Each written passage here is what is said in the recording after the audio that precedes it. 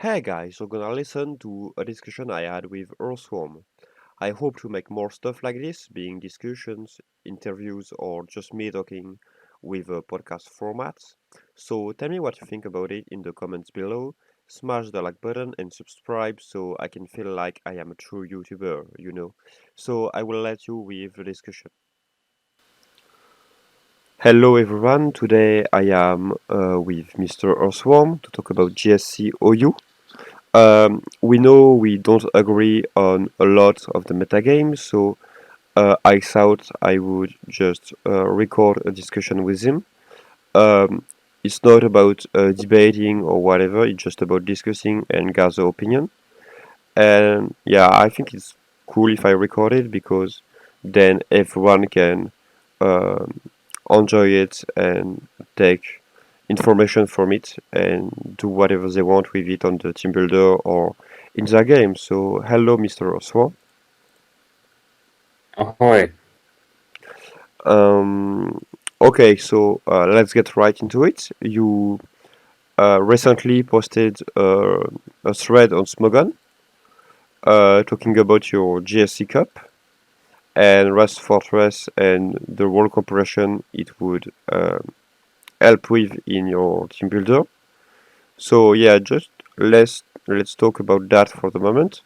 I will let hmm you explain your ideas, and just people will probably already have been read these, but if you can sum up really quick on that fortress and the teams, and well, just overall what you made with all of this. All right. So the point of using REST fortress is basically to fit spikes onto a team, as well as a reliable check to um, all physical Snorlax variants. And it also has the benefits of resisting both of Jinx's stabs, both of Exeggutor's stabs, explosion, and it's just a general solid tanky Pokemon. Uh, Um, it does have some obvious flaws, like it gets wage paired by Fire Blast, Snorlax, and any surprise fire move, basically. So it's not a perfect solution, but nothing really is. So yeah, that's the basic concept. okay, and so in what kind of teams you thought it was the best? I guess yeah, it's bulky team as you said, but did you find more success with um, bulky-ish teams that still has a way to threaten your opponent, like with stuff like Gengar? I see that you used Gengar on a team, and Kingdra for some reason. You will explain that, I think, or on really more bulky team like stall teams with I see a Meganium, I see a Venusaur, an Umbreon. What kind of stuff, team structure, did you find the most success with? Um, I think I have. It's been working well with Venusaur and Kingdra. Well, the reason that I was using those is just because we're working on the analyses for those Pokemon. So I wouldn't say that it's true that those are like the optimal teammates, but they're at least solid teammates. Kingdra, obviously, it offers the fire, 4 times fire resistance. It's good at keeping pressure up against offensive teams because it doesn't get forced out easily except by Snorlax. It can fight a very wide variety of Pokemon that can be difficult to check, like Gengar, Tyranitar, Nidoking. So it's a pretty good like anti-offense kind of Pokemon with Rest Talk, Surf, Ice Beam. Okay, okay. Um, yeah. Did you want me to go into Venusaur and Sure, stuff go, like that? go, man. No problem, no problem. All right. So if you're replacing Skarmory with Fortress, on a defensive team, then you become weaker to Machamp and ground types. So it kind of calls for an extra water or grass type alongside Fortress, even though a grass type might not seem intuitive since it already has a 4 times fire weakness. They really help against water types, which Fortress is not very good against, as well as ground and fighting types. And I was using Light Screen on Venusaur and Meganium because that helps Fortress come in early in the game and set up spikes. It obviously really benefits it if Cloyster comes in or if it needs to fight Cloyster. And if you put Light Screen up really early in the game, it's pretty hard for the opponent to stop Fortress from coming in and using spikes because it's already really, really beefy physically defensively. And getting spikes up first is really huge in getting momentum, which is like a key concept to why these teams are working. I think the momentum aspect is, probably the most important. Okay, so you wanted kind of bulky teams that don't let the opponent play, not because you can absorb the hits, but because it's your opponent is kind of forced into clicking rest every time because it takes spikes damage, it takes a little damage from surf, thunder, or whatever you can throw at him, and therefore if he is only clicking rest, then you can bring up your Snorlax and threaten your opponent even more, and he cannot really hit you with big moves, and therefore you don't need to have insane walling potential. Is that right? I think it's something like that. Yeah. Okay. You're talking about the offensive power of Snorlax, like when the enemy team is kind of crippled. Hmm. Yeah, that's a lot. That's something that these teams have in common. They all rely on Snorlax to pulverize the opponent once they've been crippled. Okay, okay. So now let me talk about some stuff that I think can be pointed out. Some of them belong to the metagame domain and also just to general weakness. When I say it's from the metagame side of things, like I see that you often have it's not always the case in the teams that you show there, but you often have a weakness to mixed Snorlax, like just double edge, flamethrower, EQ rest. It's not that huge because, as you said, you want to take the momentum, and Snorlax won't probably be able to hit you that hard. But um, I think that if your opponent plays smart and don't send Snorlax on hits, and maybe just get it in a double switch or when something dies, you can be in trouble really quickly with some of the teams.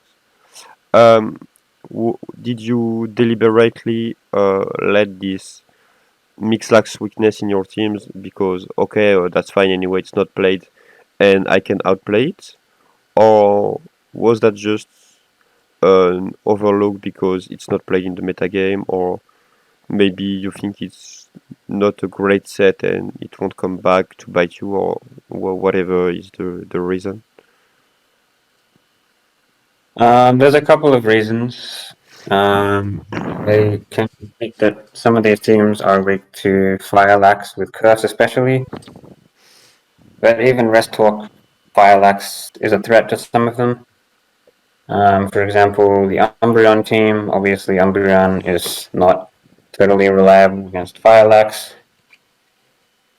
Um, And the Kingdra team as well, because Gengar, if it gets burned, is just stuffed. I do have ways to beat it, and I think that's how I kind of justify it. And the other thing is that there is a matchup fishing element to these teams. Like, uh, I feel like sometimes it's worth like going for the obvious matchup fish against somebody that always plays a certain type of team. So well, if I was playing this in like an important tournament situation, I would take that into account and take risks appropriately with my team selection. Okay, so yeah, I think it's a nice point to discuss because um, it's it's the first time we kind of disagree here on this recording. Um, you are talking about fishing matchup, and I agree that you have to tailor your team depending on who you will face. Everyone does that, and it's perfectly fine. Uh, but when I tailor my team, I like to like have a great team that can beat anything and well doesn't have big problems versus certain sets, but are really better versus what my opponent plays. Like if you're running some kind of offensive team with Jinx, you can probably make a Jinx team that is overall good and doesn't lose to anything in particular. But since you are using Jinx, you are intrinsically really good versus Boom Offense and even Nidogar Kinda, right? So Yes, and yeah, I, I'd say I try to do the same thing. I don't think these teams are like. I don't think you're going to run into too many unwinnable matchups. You just have to. You can outplay them. yeah, sure, but like when I say I will face a bad matchup with my teams, is like okay, I will it will go like if it means something, it will be 40 versus 60. So I don't need to play that badly, and I think, but I'm not talking about you. Like I didn't test those teams, so and I don't think they are that bad, and they have so much losing matchups. But uh, in general, I think like people nowadays, they don't mind going into well, having 20 versus um, 80 matchups because they just want to fish one matchup and like if they almost auto lose versus something, it's not their problem because they don't expect to face it. And yeah, I would like to talk with you about this mentality a bit. Yeah, I would never advocate any 2080 matchups, as you put it. Um, and I don't think any of these teams that I've used are like that. Like I know that Hidden Power Fire Fortress is a big problem for some of them. If you get the problematic combinations.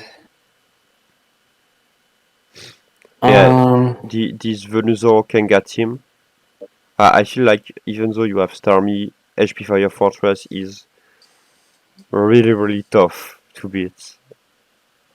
But yeah, it can probably be outplayed. Like you have a Kangaskhan, so Kangaskhan can probably just go rampage and win the game, and you're good with it. But it's yeah, kinda iffy I still. think if I run into HP Fire Rapid Spin Fortress with a Ghost, that would be a really problematic matchup for this team. I don't think I could win that. Yeah, especially Misdreavus since Umbreon will never trap it.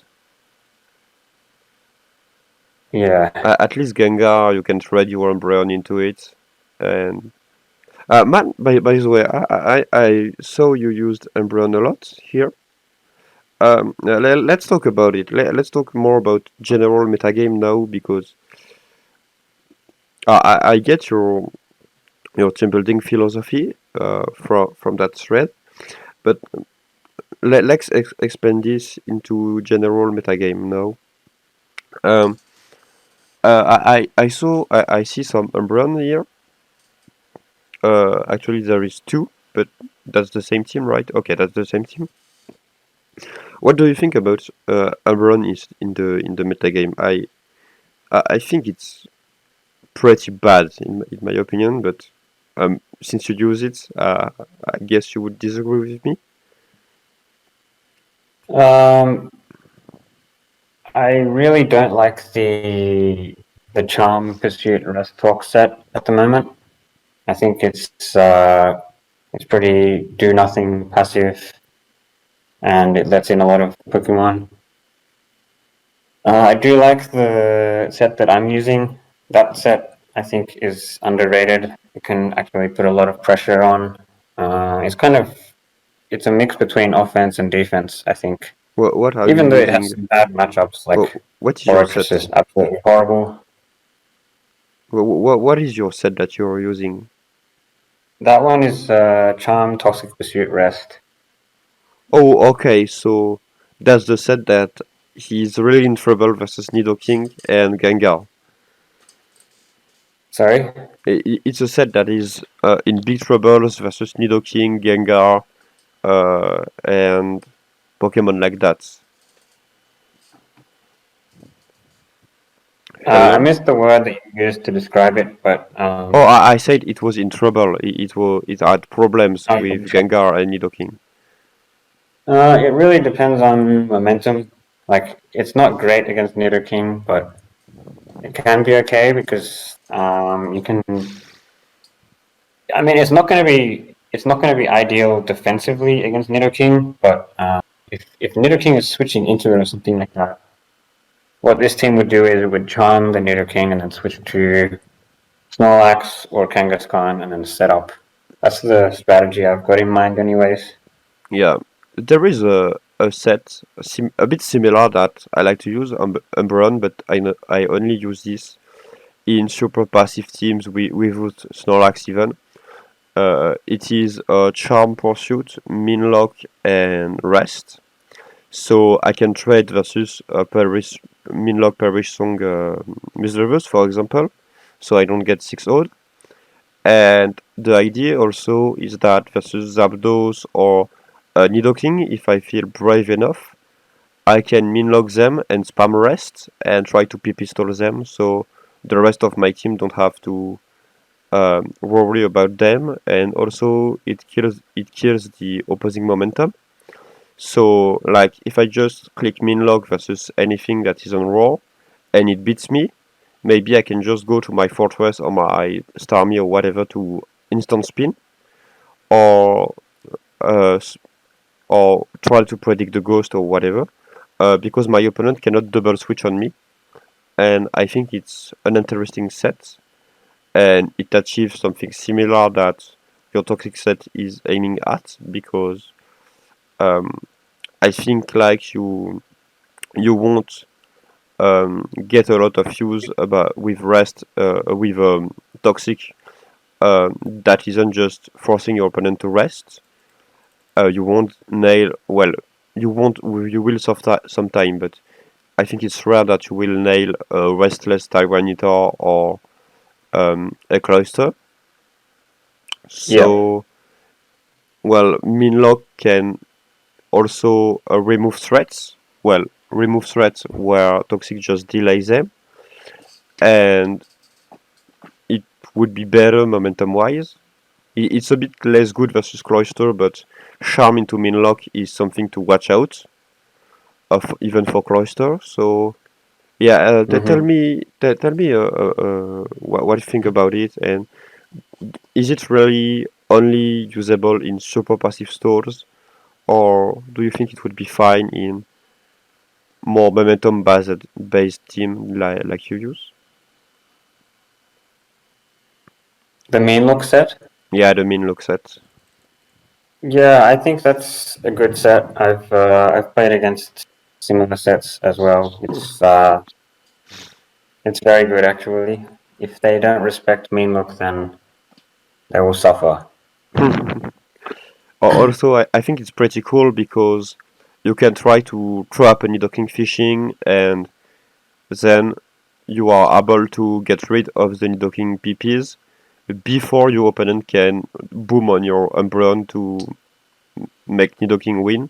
So yeah, I think that's a pretty good compromise between running too much Nidoking checks because they will be boomed on, and running too few Nidoking checks so they will be boomed on, and you will be dead. So yeah. Um, Yeah, I can tell that you look at a lot of the game from a stall kind of point of view. well, the thing is, offense is dominant in the metagame. I think we both agree on that. Yeah. So if I want to beat offense, I either have to build an offensive team that is good versus offense, but every offensive team has Zapdos, so every offensive team is good versus offense, and also bad versus offense because you will face Zapdos. So Hmm. you can run stuff like Jinx or Alakazam to push the issue, but Jinx and Alakazam are pretty punished by stall. And on the other end, you can also try to be innovative with stall builds and try to beat offense that way. And but when you use stall teams, because offense has the advantage versus stall almost always if it's well built, but stall can often come at a disadvantage versus other stalls because you focus too much on offense, which is dominant, if that makes sense for you. So when I build, I'm much more interested into building stores because I think there is more innovation to have this way since it's not dominant because the dominant playstyles will are already optimized at least for this metagame, and therefore you can obviously try different approaches. But yeah, I'm more interested into store versus offense matchup because like if I'm gonna really innovate into the tier and make something brand new, there is more chance that is it a store. So um, I better just educate myself on this more than in offense because in offense you just are kind of forced to run spikes. 90% of the time it's Cloyster, Zapdos, and Snorlax, and then you will have three other Pokemon, and there is not such room for innovation, in my opinion. Yeah, I can empathize with that idea. But yeah, I tried stuff like Curse, Rapid Spin Tentacle in offense and stuff like that, but yeah, nothing was really good that I tried that was really I innovative. can't. I definitely can't see rapid spin tentacle working on offense. Yeah, the thing is you cannot run Protect. You have to run Curse so you can threaten Vaporeon and stuff like that, and Stall too. The thing is you lose so much momentum, and Yeah. if you could run sub rapid spin, I think it would be good on offense, and it would be completely broken in stall. The problem is you can't. So SD rapid spin would be funny too. Or SD rapid spin will be so good, man. But yeah, It um, would. what do you think is underrated in the metagame right now? Underrated. um, this fortress maybe. Yeah, you talked about it a lot already. Or even overrated if you don't think anything is underrated. Okay, let me open the VR very quickly so I can give you Sure. a more accurate answer. Um, so I think the top ranks are all pretty aptly ranked. Okay. I will give Yeah, my opinion after, but I will let you get into your argument and just talk about everything you want, and then I will respond. So yeah, get ahead, get ahead. okay. I would argue that probably Starmie and Fortress should be higher, and Skarmory might be a bit lower, maybe. But that might be just my bias towards Fortress at the moment. I think it's hard to say where things should be ranked exactly. Like Executor, I think it's kind of making a bit of a comeback at the moment, which is, I think, I kind of expected that to happen because it seems pretty good in this meta.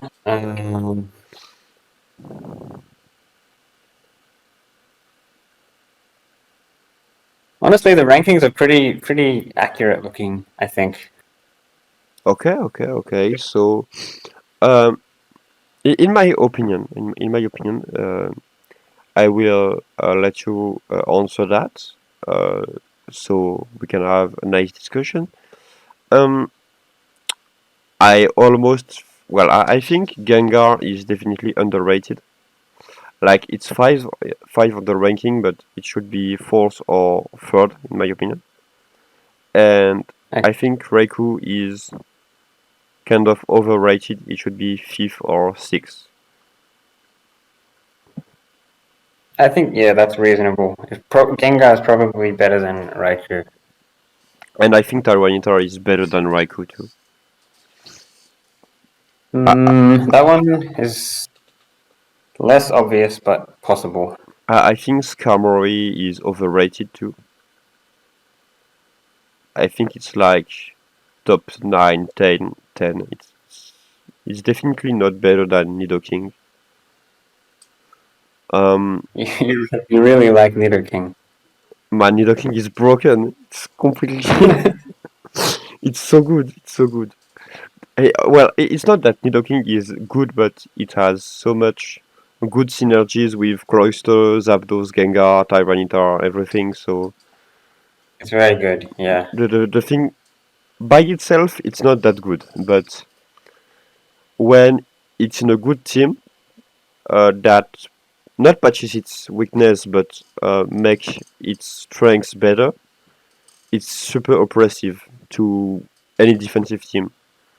And you can also Yeah. run stuff like Roar, Thief, that makes it even harder to deal with. Have Uh, you seen Dynamic Punch? I don't think Dynamic Punch is such a good move, but yeah, it can do I lost something sometimes. I lost to it on the ladder the other day. It was pretty frustrating. My Probably a isn't my Japanese player. supposed to? Yeah, probably. I think Golem is absolutely overrated. Like probably overrated by 8 or 9 ranks. I don't think Mm, Golem is that good. yeah. I think it kind of depends on the metagame, but I think it's pretty good. I think it's great at beating. It gives you an advantage against Nidogata, and it's not bad versus the stupid double LX stuff that people run, and it's okay versus Boom Offense. So yeah, it's obviously a fine Pokemon, but I don't think it is top 10, man. I don't think it is even top 15. Like, That's okay, oh it's yeah. a fine Pokemon, but it's only on certain teams, and it's not as splashable as a Fortress or a Starmie or whatever. If you, I don't know. I feel like it's. I feel like Toxic plus Golem is a good strategy, and it's really fine versus cloister-based team that are heavy on spikes, which is relevant in the metagame, but that doesn't make it a top tier Pokemon. That's my opinion. If you get what I mean. I think Yeah, it's I think more of an anti-meta Pokemon than a metagame defining Pokemon. I would say Golem is absolutely top 15. I think there's no way you can argue otherwise. And it's it's all about momentum. So it's one of the best Pokemon at taking advantage of Snorlax using rest. I think that's the biggest advantage that it has. Yeah, probably. I don't know. And it really dominates against like people grading on Thunderlax as well as Monolax. I think. I feel like I love my Tyranitar so much that I really can't use Golem because whenever I put Golem on a team, I feel like okay, I don't really care about spinning. Just give me my Tyranitar. Yeah, I am a Starmie lover, as you can probably tell from my teams. So I don't run Golem that much because Starmie is a far superior spinner. Just I that it doesn't keep momentum as well as Golem. I think Starmie and Fortress are both top 10 or 10s and 11s. I think Machamp is probably top 10 too. You can only fit so many Pokemon in the top 10. Well, my top 10, my personal top 10 is Zapdos, Snorlax, Gengar, uh, Cloyster, Tyranitar, Raikou, Nidoking, Machamp, Skarmory, Fortress, and I have Starmie just outside of it. Okay, I so you took out Golem and yeah, Eggy, I think. my Eggy is like 20th, so yeah, Oh just my goodness. completely What? outside of the tier. I don't know. I feel like Eggy is good on paper, but when you run the actual calcs and what it comes, how it can come in, it's really hard to get real value out of it besides booming. If that, if Mm. that, if you get what I mean. So it's good for booming, but it has well, it's less good for booming than a golem or a Steelix in my opinion because of the different targets and overall utility in the game.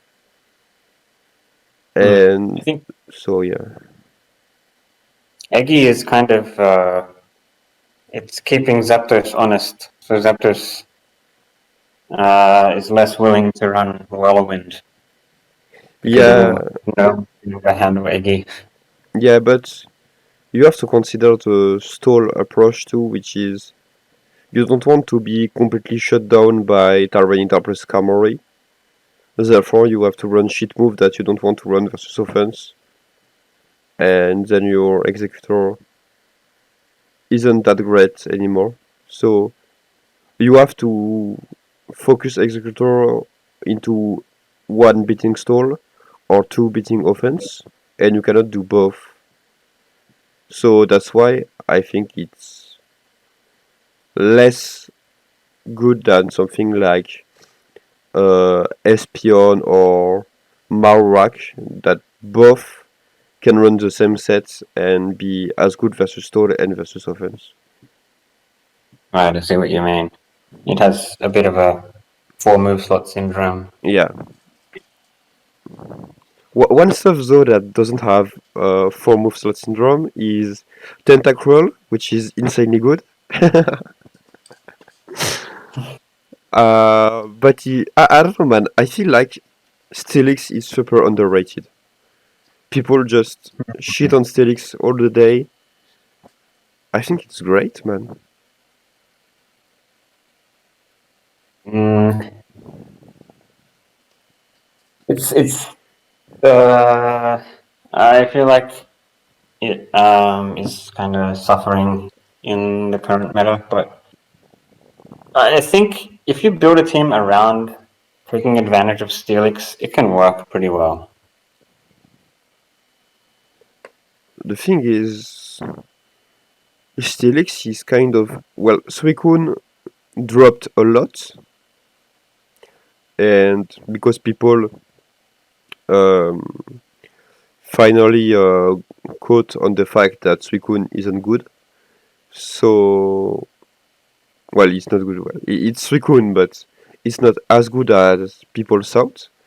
I think it was top 10 for a long time, which, yeah, you can agree that it's a bit of a joke.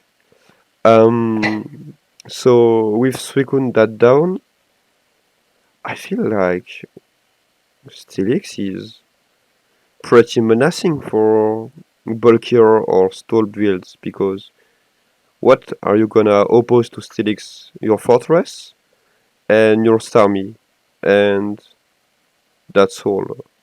And also Nidogar teams, whatever, they all share a pretty nasty ground weakness, which means Mm, that you often have to bring your Zapdos versus the Steelix.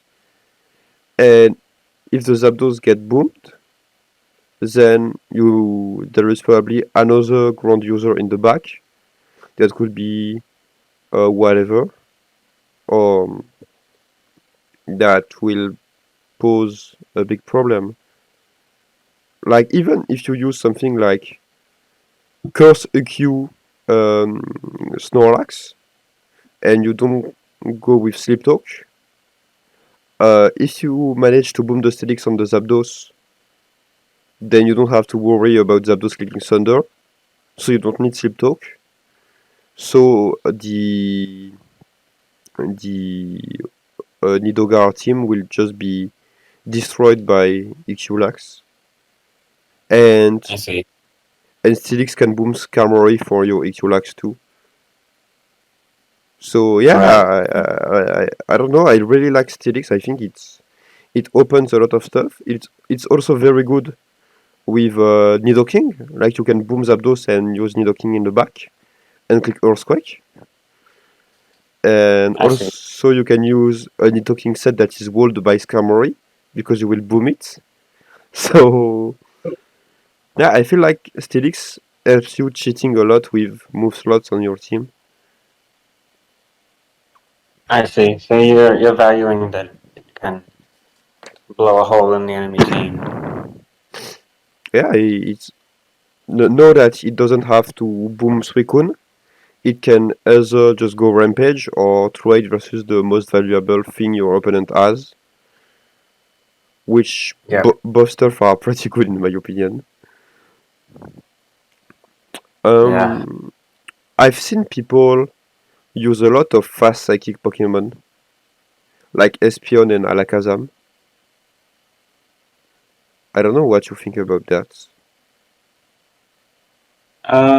I think they're okay, but I think they are ranked where they belong. I actually prefer the potential of stuff like Jolteon.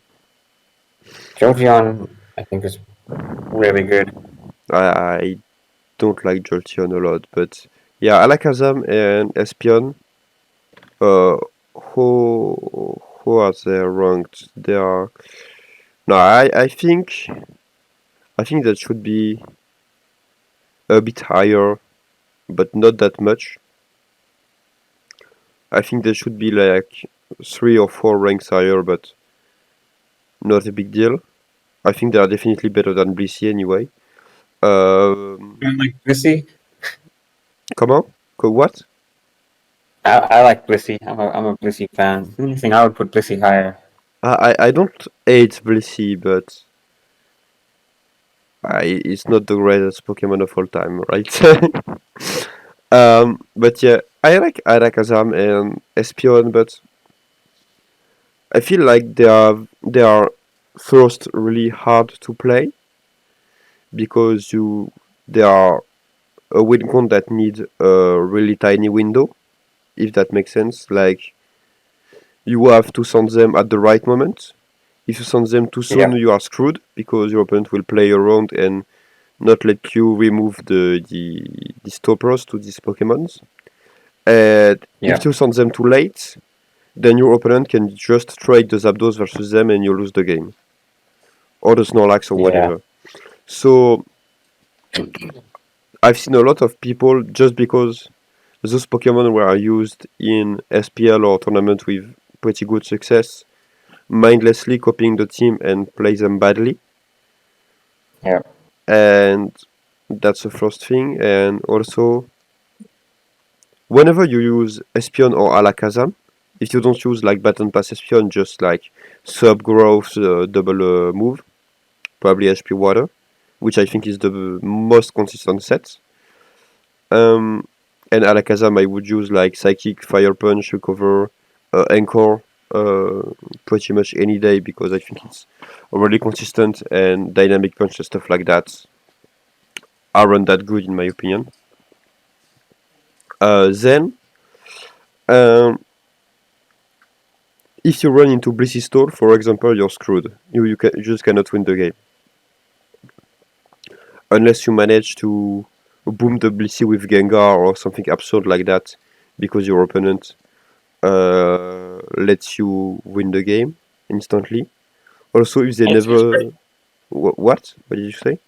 I think it's pretty common for Gengar to get the boom on Blissey, I think. I don't know because Blissey's team often run Umbreon or Misdreavus, right? Sometimes, not always. Or they will run something like Tyranitar. They will run. Well, if they run a fire lag check that isn't Rhydon, you're screwed because all of those absorb the boom from Gengar, and then you lose. And if they have Snorlax on top of Blissey, yeah, you probably should just forfeit the game. Hmm.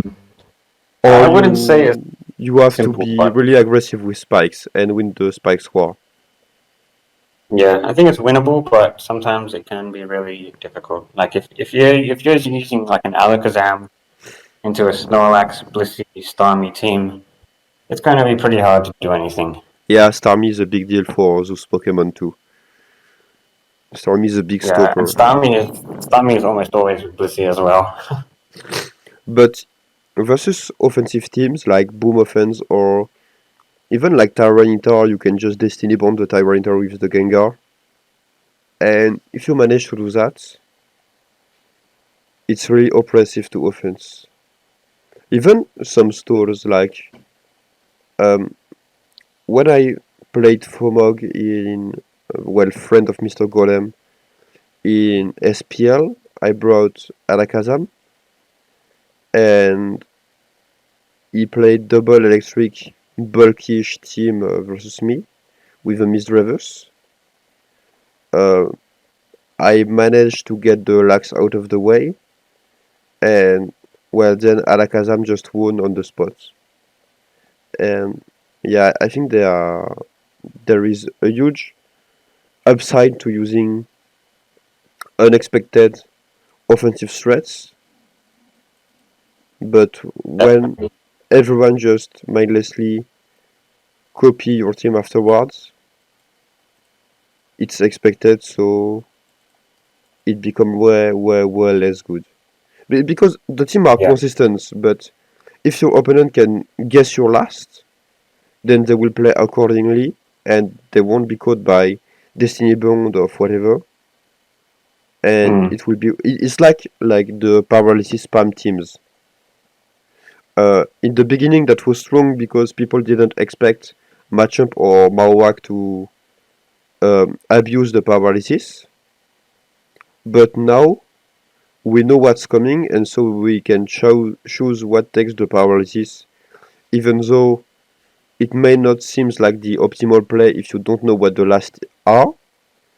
But since you know it, the paralysis side of the team won't work, and you're just playing versus a naked Maurak, and Maurak without support is pretty bad, so you will win the game.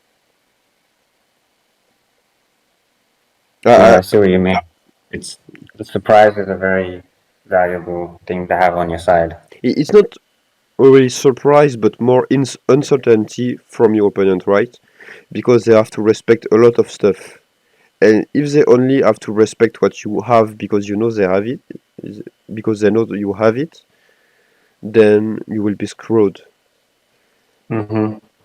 I agree. But yeah, yeah.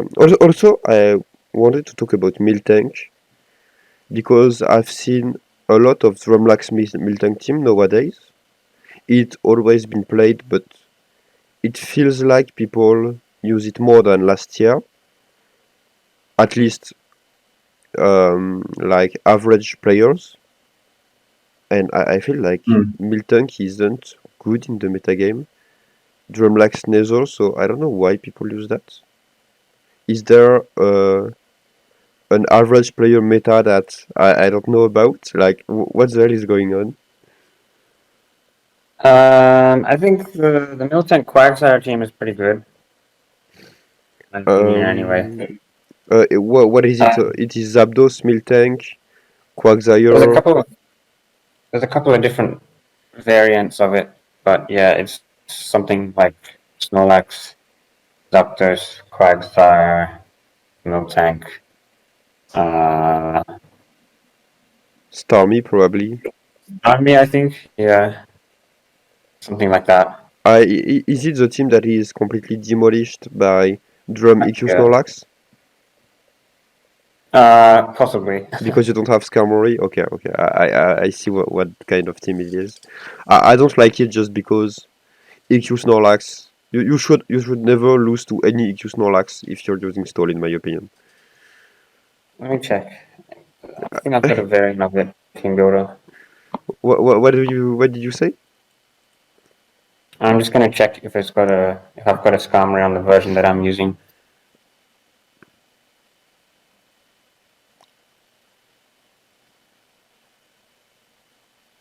Yeah, I don't have a Skarmory on this version. I have Tyranitar. But I think there are versions with Skarmory as well. Yeah, Skarmory. I feel like Skarmory is necessary for using Stall, in my opinion, but it's also pretty bad. You don't think that Fortress can replace it? I don't know, man. Marowak and Machamp are really scary for me. Maybe I should try something with Meganium to go with the Fortress or whatever, but Yeah, I think you should try it and see the what you the, the thing think. I is, mean, Fortress cannot replace it because okay, install you probably gonna run Fortress anyway, but what you're doing, it's not wall compression in my opinion. It's just replacing Skarmory, not with Fortress because you're gonna run Fortress anyway, but you're replacing it with either Meganium, Misdreavus, or something like that. Plus maybe another bulky water like Kingdra or whatever in the side to help with Maorak. So you don't reduce the amount of Pokemon in your team in order to add one. You're just and therefore expand what you can beat or give you more room to be less predictable. But you immediately replace Skarmory with a Meganium or whatever, and you change another Pokemon in the side to make it work. So you don't win a team slot, you are just changing your team slots. And maybe that will work, but before I tested it, I cannot say if it's optimal or not. yeah, I think you need to test it to find out. But yeah, I like the idea. I thought about that kind of fortress before. Actually, when I started to use Sleep Talk Camry a few years ago, when nobody used it at this time, it's I was also thinking about Rest Fortress with Defense Code or whatever to beat Snorlax, and Drumlax, but yeah, I was like, man, I cannot drop Skarmory, so if I'm using something to beat Snorlax, well, every non-Fire Lax, I should just use Skarmory because it's the better Pokemon. And I actually went with a non-Spike team with double electric Pokemon. Maybe this Fortress is good in Zapdos stall. Maybe I should try it. Because in Zapdos stall you can drop the Skarmory because Zapdos is good versus Marowak and Steelix and what's called Executor too, and yeah, everything that Skarmory is good at, Zapdos is good at too, except Snorlax. I So think, sorry, I think there's a lot of possible different team structures that you can use that are potentially better in the metagame than a Skarmory stall. So I think there's definitely a benefit that can be explored, and I'm hoping that you or somebody else will try to do that because I know a lot of the people that play GSC, they really just want to play a straightforward offensive team. They don't want to have to learn how to play a stall team just because they don't have the patience for it.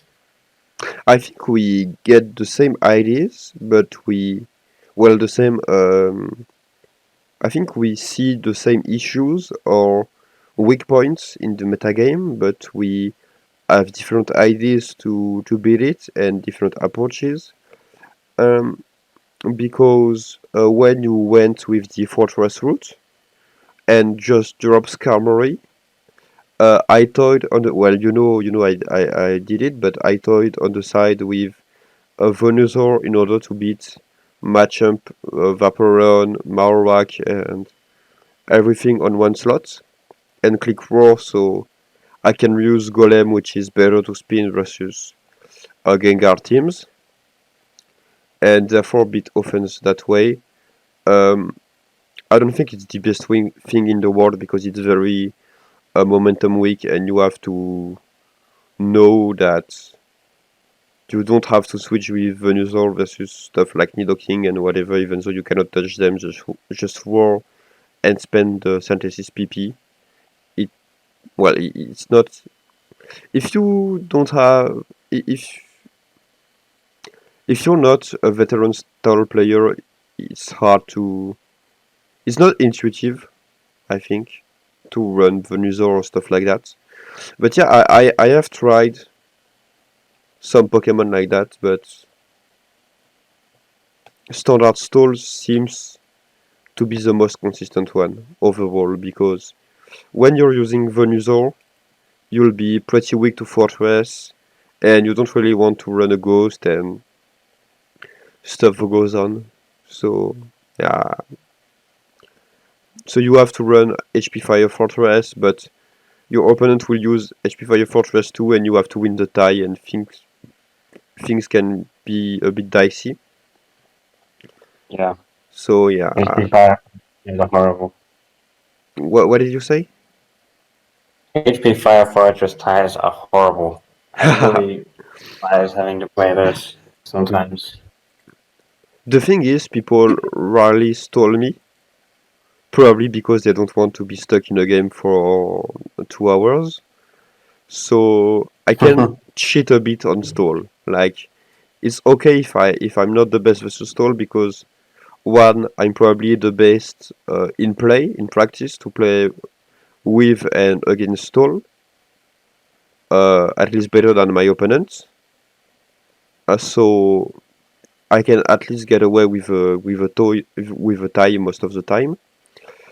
And well, they will probably run offense because they just want to play stall versus the stall mirror versus me. So yeah, I'm cheating a bit on that side, but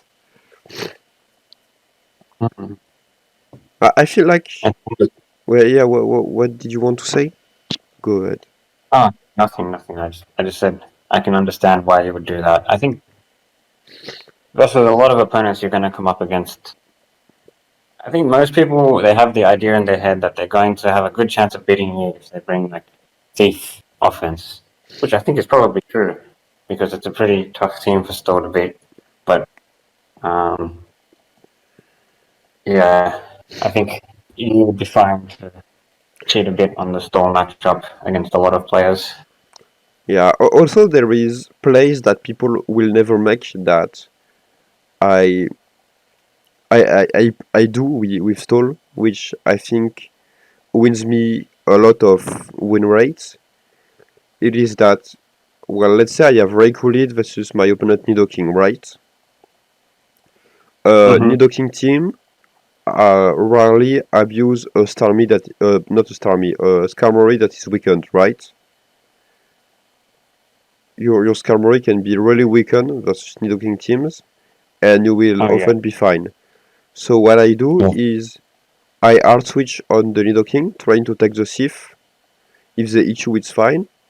But if I take the Sif or the Lovely Kiss with my Skarmory, which is often Sleep Talk even, um, then the Nidoking is well less threatening to my team. And people often run non-EQ Snorlax on Nidoking teams, so I don't even have um, to reset the sleep clause because I can use my Tyranitar versus the Snorlax. So if they kiss my Skarmory, their sleeping move is sealed for the whole game. And if they see fit, then my Snorlax and my Starmie, my Fortress, my whatever, they are all good. And then I can send my Raikou on the Gengar maybe, so or my Tyranitar on the Gengar or whatever.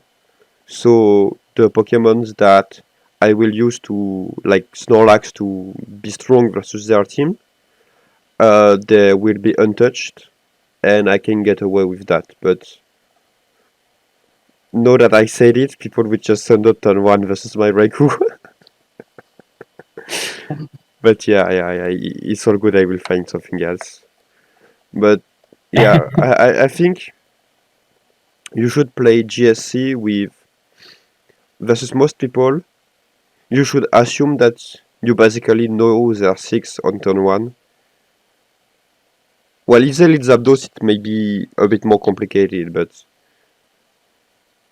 you Mhm. have to assume that you know what they are doing and why they are doing that, and just take gambles. They are not really gambles; they are just knowledge. But like, if people started to run Sif Nidoking plus matchup, I would be in big trouble, right? But obviously they don't. Mm. Yeah, I see what you mean. If anything in my camp would I mess up your scam really bad. I have run it, but yeah, it's not that great. Just You can just change your strategy. what did you mean? You can just not switch to Skarmory against Nidoking sometimes. Yeah, I do that too sometimes. Well, even sometimes I just click HP water with my Raikou, Oh yeah. and I say, okay, fuck off. There's a guy on the ladder that does that. Sometimes Also, he quits turn one.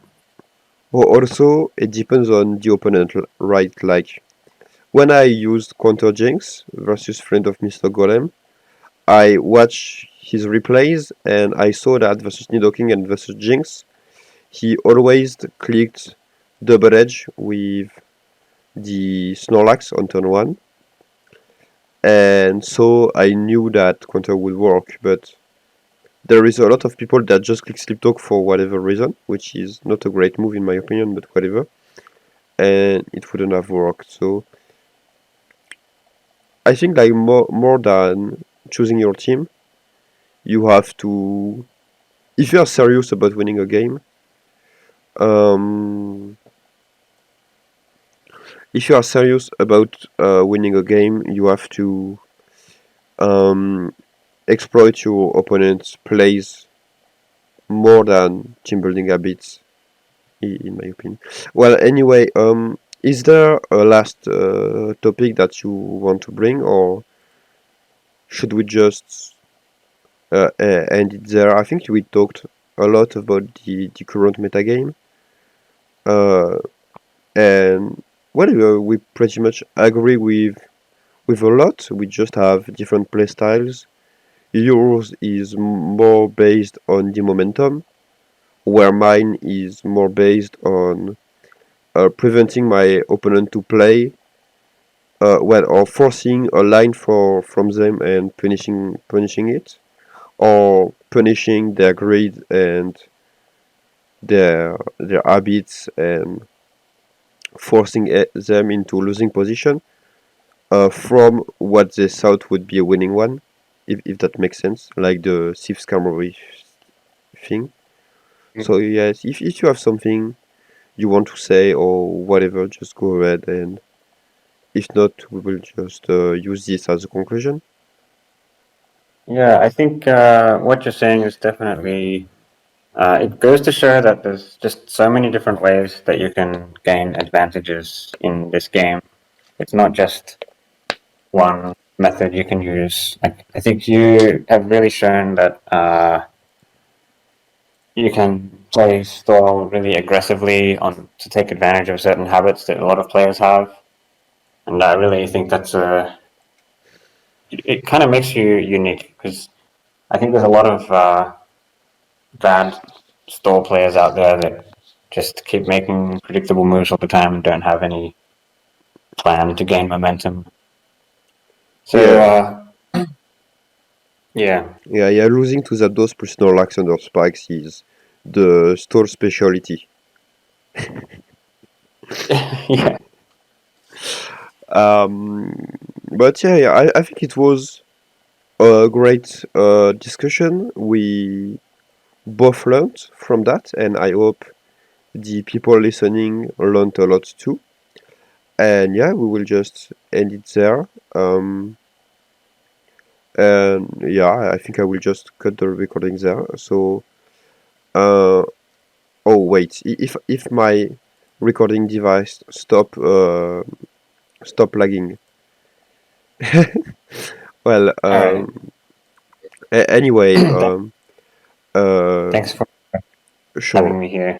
sure, no problem, and we will end there, and I will just cut the recording whenever and edit the the blank time. Okay, so um, goodbye, man. That it was great to Yeah, discuss with you. yeah, you too. See ya. Bye.